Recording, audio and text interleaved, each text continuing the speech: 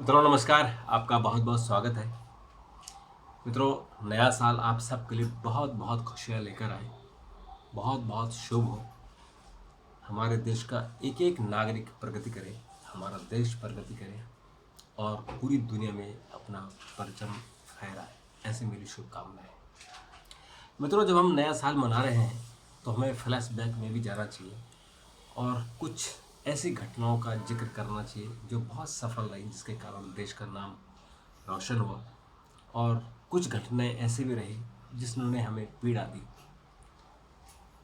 तो हम शुरुआत अच्छी खबरों से करेंगे।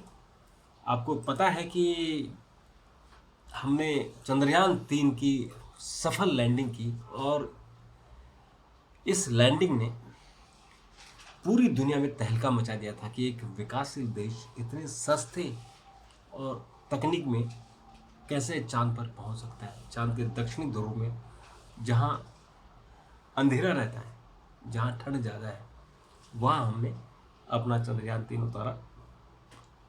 और चंद्रयान 3 ने जो वहाँ से तस्वीरें भेजी हैं, जो स्टडी हमारे साइंटिस्ट करेंगे, वो कमाल की है। और उसके बाद फिर हमने आदित्य L1 को भी सफल लॉन्च किया, जो सूरज की स्टडी करेगा, सूरज के रहस्यों को खोलेगा। कुछ तो ऐसी दुर्लभ चित्र हमारे आदित्य L1 ने भेजे हैं, वो कमाल के हैं। तो ये बहुत बड़ी उपलब्धि थी। दूसरी उपलब्धि हमारे देश की, हमारे देश ने G20 की अध्यक्षता की पूरे साल भर, यानी नवंबर 2022 से नवंबर 2023 तक 200 स्थानों पर प्रोग्राम हुए। और G20 के प्रोग्रामों को जनता का प्रोग्राम बना दिया गया, यानी पीपल्स G20 बना दिया गया। ये भी एक हमारी बहुत बड़ी उपलब्धि थी। और 9 और 10 सितंबर को दिल्ली में शिखर सम्मेलन हुआ, जिसमें रूस के राष्ट्रपति और चीन के राष्ट्रपति को छोड़कर सभी राष्ट्राध्यक्ष यहाँ पहुँचे और पूरी दिल्ली गहमा गहमी थी। यानी पूरी दिल्ली में दुनिया की शक्तियाँ यहाँ थी। ये बहुत बड़ी उपलब्धि भारत के लिए थी। भारत के लिए एक और उपलब्धि थी कि भारत ने अफ्रीकन यूनियन को भी G20 में शामिल करा लिया। ये बहुत बड़ी उपलब्धि थी। तो G20 भारत के नाम रहा पूरा दुनिया में। पूरी दुनिया ने भारत का गुणगान किया और बहुत सारे इश्यूज पे, जैसे यूक्रेन वार को लेकर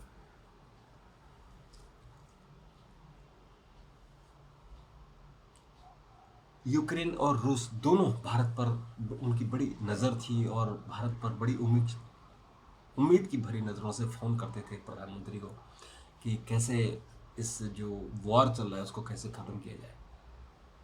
तो मित्रों, हालांकि दुर्भाग्यपूर्ण रहा कि युद्ध ख़त्म नहीं हुआ, न हमास का और इसराइल का और न ही यूक्रेन और रूस का, लेकिन भारत के प्रयास जारी है। मित्रों, देश आज़ादी के 75 साल मना रहा है और 75 साल बाद हमने, यानी हमारे देश को अपना स्वदेशी संसद भवन मिला और इस संसद भवन में हमारी कार्रवाई शुरू हुई। हालांकि इसमें दुखद रहा कि संसद भवन में 2 लोग हमारी लोकसभा में घुस आए, यानी सुरक्षा में बहुत बड़ी चूक हुई। तो लेकिन लोकतंत्र का ये हिस्सा है। लेकिन हमें एक नया भवन मिला। ये हमारी नई विरासत है, हमारी नई परंपरा की इसमें शुरुआत हो रही है, क्योंकि अभी तक हम अंग्रेज़ों के बनाए हुए संसद भवन में ही संसद की कार्रवाई करते थे। तो अब हम नए भवन में कर रहे हैं और इस भवन की जो शुरुआत हुई थी वो महिलाओं के लिए विधानसभा और लोकसभा में 33% आरक्षण के विधेयक को पारित करने के लिए हुई थी। तो अब हमारा देश, अगले जब चुनाव होंगे 2029 में या 2034 में, तो हमारे देश में महिलाओं के लिए विधानसभा में, लोकसभा में 33% आरक्षण होगा। मित्रों, 2019 में ही हमारी सरकार ने जम्मू कश्मीर से अनुच्छेद 370 और 35 हटाया था। उसको लेकर सुप्रीम कोर्ट में काम चल रहा था। तो बहुत सारे दल थे जो सुप्रीम कोर्ट चले गए थे, और अब सुप्रीम कोर्ट ने इसी साल यानी दिसंबर महीने में ही एक निर्णय दिया और कहा कि 370 हटाना जायज़ था, सरकार के काम के दायरे में ये आता है। और इससे फिर चर्चा शुरू हो गई और फिर एनालिसिस हुआ कि क्या अनुच्छेद 370 हटाने से कश्मीरियों का फ़ायदा हुआ। तो निश्चित तौर पर हम कह सकते हैं कि कश्मीरियों का फ़ायदा हुआ। कश्मीर में उद्योग धंधे आए, कारोबार बढ़ा, वहाँ शांति की स्थापना हुई, अब वहाँ पत्थरबाजी नहीं हो रही है। तो ये सब चीज़ों का फ़ायदा हुआ और लोग अपने आप को देश से जोड़ रहे हैं, यानी कनेक्ट कर रहे हैं। अभी तक स्पेशल स्टेटस होने के कारण जम्मू कश्मीर के लोग अपने आप को अलग रखते थे, तो ये भी एक 370 हटाने का फ़ायदा हुआ। और मित्रों, इस बार हमारे देश की विकास दर 7.6% रही। ये भी बहुत बड़ी उपलब्धि है, क्योंकि पूरा देश इस वक्त, पूरी दुनिया इस वक्त आर्थिक रिसेशन में से गुजर रही है और सबकी अर्थव्यवस्था बुरी हाल में है। और हमारी जो अर्थव्यवस्था है वो 7.6 की स्पीड से चल रही है। ये भी हमारे लिए एक उपलब्धि की बात है। मित्रों, हमारी जो नया संसद भवन बना है उसमें 5 कानून जो शीतकालीन सत्र था उसमें पास हुए। 3 कानून तो आपराधिक कानून है जो अंग्रेज़ों के ज़माने के थे, यानी आईपीसी, इंडियन पिनल कोड, और सीआरपीसी और साक्ष्य अधिनियम, भारतीय साक्ष्य अधिनियम। उनकी जगह भारतीय न्याय संहिता, भारतीय नागरिक सुरक्षा संहिता और भारतीय साक्ष्य अधिनियम पारित कर दिए गए।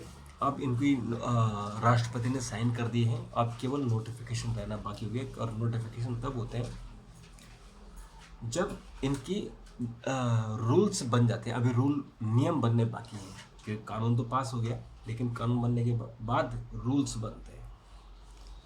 तो ये बड़ी उपलब्धि रही। फिर हमने टेलीग्राफ एक्ट, ये भी 1876 का था टेलीग्राफ एक्ट, उसको भी चेंज कर दिया है। और उसके अलावा जो हमारा press and registration of book act यानी पीआरबी एक्ट था 1867 का, उसको भी चेंज कर दिया। उसकी जगह प्रेस और पीरियडिकल्स रजिस्ट्रेशन अधिनियम रखा गया है। तो ये भी बड़ी उपलब्धि हमारे लिए रही कि अंग्रेज़ों के ज़माने के कानून अब भारतीय जो परिप्रेक्ष्य है उसके हिसाब से बन रहे हैं। इस बार कांग्रेस और बीजेपी का भी मिला जुला असर रहा। बीजेपी ने 3 राज्य जीते, छत्तीसगढ़, मध्य प्रदेश और राजस्थान। मध्य प्रदेश में रिपीट किया। और कांग्रेस ने भी 2 राज्य जीते। बीजेपी ने कर्नाटक खोया तो कांग्रेस ने जीता। कांग्रेस ने छत्तीसगढ़ और राजस्थान खोया तो तेलंगाना जीता। यानी कांग्रेस ने 2 राज्य हारे तो 2 राज्य जीते भी, जबकि भाजपा ने एक राज्य हारा तो 2 राज्य जीते। तो इस तरह से जो एवरेज है वो कहेंगे कि कांग्रेस को तो 50-50 है, बीजेपी का 75% है। और इस बार बीजेपी ने बड़ा कमाल किया, 3 नए लोगों को मुख्यमंत्री बना दिया। राजस्थान में वसुंधरा राजे को नहीं बनाया, उनकी जगह भजनलाल शर्मा को बना दिया। मध्य प्रदेश में डॉक्टर मोहन यादव को बनाया और जो शिवराज सिंह चौहान है उनको नहीं बनाया। और छत्तीसगढ़ में रमन सिंह की जगह विष्णुदेव साय को बनाया। तो ये एक नया एक्सपेरिमेंट बीजेपी ने किया है और ये भविष्य के राजनीति के लिए उन्होंने किया, ताकि ये लोग जो नए चेहरे बने, ये युवा हैं, ये कई साल तक राज कर सकते हैं। इसके लिए मित्रों एक और कि वोट परसेंटेज बढ़ाएं और रिकॉर्ड नकदी भी इस बार इलेक्शन कमीशन ने जो कैंडिडेट थे उनसे छीनी है। और इसके अलावा मित्रों हमारे जो चीन और भारत के संबंध हैं वो सामान्य नहीं हुए, क्योंकि चीन जो बोलता है वो करता नहीं है, और जो करता नहीं है वो बोलता है। तो लद्दाख को लेकर जो तनाव बना हुआ था वो अभी भी जारी है। उसके लिए मित्रों जो कांग्रेस के लिए भी ठीक ठाक था, राहुल गांधी को सजा हो गई, फिर राहुल गांधी की लोकसभा की सदस्यता चली गई, फिर दोबारा से सुप्रीम कोर्ट के आदेश पर आई। अब उनको चूँकि अपील में जाना है, और उन्होंने भारत जोड़ो यात्रा की थी, और अब वो भारत न्याय यात्रा शुरू कर रहे हैं 14 जनवरी से। तो कांग्रेस का हो सकता है कि आने वाले दिनों में कांग्रेस को इन यात्राओं का फायदा मिले। वंदे भारत ट्रेन इस साल खूब चली, और 82 सेवाएं लॉन्च की गई हैं। इसके अलावा अमृत भारत ट्रेन भी शुरू हुई है, और इस तरह से नया नया काम हुआ। पहली भारतीय एक महिला को रेलवे बोर्ड का चेयरमैन बनाया गया है, और ये इतिहास में है, 166 सालों के इतिहास में है। और एक सीईओ जो जया वर्मा सिन्हा है, उनको रेलवे बोर्ड का चेयरमैन बनाया गया। इसके अलावा मित्रों इस वर्ष मिलेट वर्ष घोषित किया गया, यानी जो हमारे मिलेट्स हैं, हमारे जो ऑर्गेनिक फूड्स हैं, हमारे रीजनल फूड्स हैं, उनको बढ़ावा देने के लिए मिलेट्स वर्ष बनाया गया।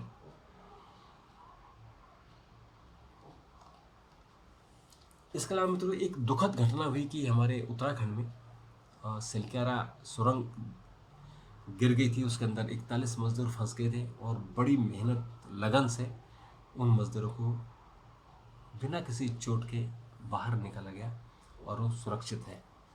तो एक दुखद घटना, और भारत की क्षमता का भी प्रदर्शन हुआ कि कैसे हमने उनको करीबन 60 मीटर अंदर धरती के अंदर बंद कैद सुरंग में फंसे मजदूरों को हमने निकाला। उसके अलावा मित्रों राम मंदिर के लिए प्रधानमंत्री ने एयरपोर्ट और रेलवे स्टेशन का उद्घाटन किया।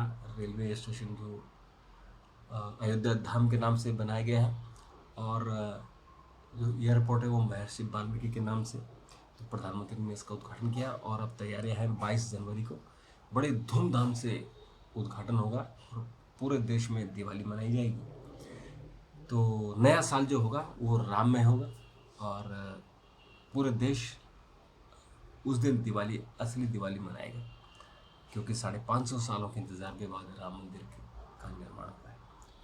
तो मित्रों पुराना साल तो मिला जुला रहा, नया साल बहुत शुभ हो, बहुत अच्छे हो, परिणामों वाले हो, और सबकी तरक्की हो, यही मेरी शुभकामनाएं। तब तक के लिए नमस्कार, थैंक यू, धन्यवाद।